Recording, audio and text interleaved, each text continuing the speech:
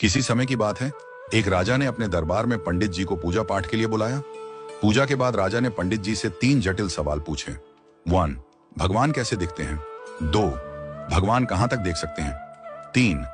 भगवान क्या करते हैं? पंडित जी थोड़े सोच में पड़ गए और बोले, महाराज, इन सवालों के उत्तर देने के लिए मुझे थोड़ा समय चाहिए। राजा ने उन्हें 1 महीने का समय दिया।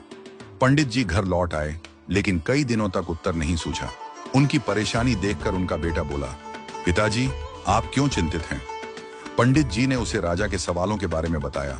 बेटे ने आत्मविश्वास से कहा, पिताजी, आप चिंता न करें, मैं इन सवालों का उत्तर दूंगा। अगले दिन दोनों राजा के दरबार में पहुंचे। राजा ने पंडित जी से पूछा, पंडित जी, आपने मेरे सवालों के जवाब खोज लिए?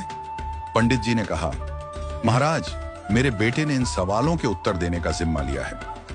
राजा ने पूछा, तो बताओ, पहला सवाल, भगवान कैसे दिखते हैं? पंडित जी के बेटे ने मुस्कुराते हुए कहा, महाराज, कृपया एक कटोरी दूध मंगवाइए। दूध लाया गया। लड़के ने उसमें अपनी उंगली डालकर घुमाना शुरू कर दिया। राजा ने चौंक कर पूछा, यह क्या कर रहे हो? लड़के ने शांत स्वर में कहा, महाराज, क्या आपको इस दूध में मक्खन दिख रहा है? राजा ने सिर हिलाया और कहा, नहीं। लड़के ने उत्तर दिया, मक्खन इस दूध में ही है, लेकिन उसे निकालने के लिए दही जमाकर मथना पड़ता है। ठीक वैसे ही भगवान हर जगह हैं, पर उन्हें देखने के लिए ध्यान, साधना और सेवा का मंथन करना पड़ता है। राजा ने मुस्कुराते हुए कहा, अच्छा उत्तर दिया। अब बताओ, भगवान कहां तक देख सकते हैं? पंडित जी के बेटे ने कहा, महाराज, कृपया एक दिया मंगवाइए और उसे जलाइए।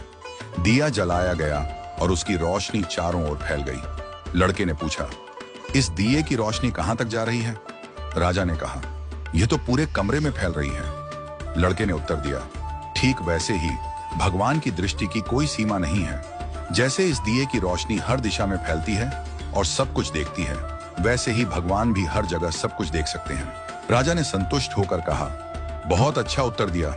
अब बताओ, भगवान क्या करते हैं? पंडित जी के बेटे ने मुस्कुराते हुए कहा, महाराज, कृपया कुछ देर के लिए अपना सिंहासन मुझे दे दीजिए और आप नीचे बैठ जाइए।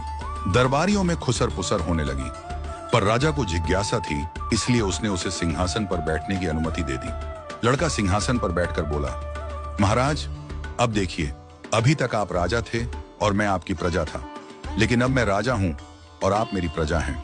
यही भगवान की लीला है। भगवान जिसे चाहते हैं उसे ऊंचाई पर बिठा देते हैं और जिसे चाहते हैं उसे नीचे उतार देते हैं। यही उनका काम है। राजा यह सुनकर चकित रह गया। उसने पंडित जी और उनके बेटे की चतुराई की सराहना की